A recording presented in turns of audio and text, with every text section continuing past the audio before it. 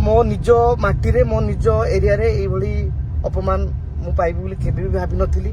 बहुत कष्ट होउची विश्वास करंतु 3 घंटा बसिकी एबे मु 12टा बेले फेरिकी जाउची बर्तमान गाड़ी रे मु अछि। नमस्कार जय जगन्नाथ मु अनुगुलिया बंटी आज मु आसली अनुगुल महोत्सव को मते डाकिथिले किंतु आज्ञा मु जानि पारलिनी मते कोन भाई डाकिथिले। मु 3 घंटा आगे मते बसैले सेठी अपेक्षा करैले तापर हठात प्रोग्राम बंद हैला।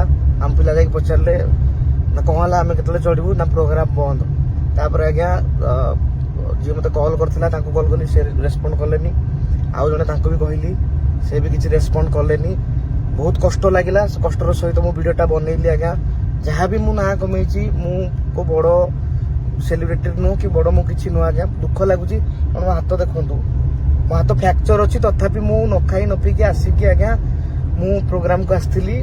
मते कहितले जे तुमको सम्मानित करा हबो अनुगुल रो जेतु 4 दिन अनुगुल महोत्सव होउची प्रतिदिन जन जन को जो माने अनुगुल रो ना को आगु नै चंती जो माने अनुगुल रो बेस्ट लोक तो तांकू सम्मानित करा हबो। बहुत कष्ट लागिला आज्ञा एटा आशा नथिला मोर वीडियो भी बनेबार इच्छा नथिला मो डिस्ट्रिक्ट विरुद्ध रे कि ए विरुद्ध किंतु बाध्य कि मु बनेली।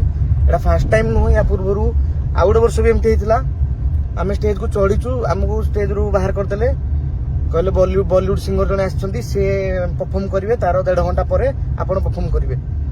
तो मो निज माटी रे मो निज एरिया रे ए भली अपमान मु पाइबी बोली केबे भी भाबी नथिली। बहुत कष्ट होउची विश्वास करंतु 3 घंटा बसिकी एबे मु 12टा बेले फेरिकी जाउची बर्तमान गाड़ी रे मु अछि। एति खाली रिक्वेस्ट करबी जे गोटे कलाकार को आपण एमिति न डाकंतु मु माने मु कहून जे मते डाकंतु कि जहा जी भी मो जगह जी भी जो कलाकार को भी आपण डाकुचंती जथेष्ट सम्मान दियंतु। जदि तांको स्टेज रे चढ़ेबा नै तांको डाकुचंती कोन पई मु आउ किछि कहिया को चाहुनी कि बहुत कष्ट होला। मु अनुरोध करबी अनुगुल महोत्सव रे जी भी अछंती जे तारो प्रोग्राम को लीड करचंती ए जिनसटा टिके माइंड रे रखिबे। ए जिनसटा बारंबार होउची रहिली। जय जगन्नाथ केबे आस नथिला अनुगुल महोत्सव रे मोर बाय गुड नाइट।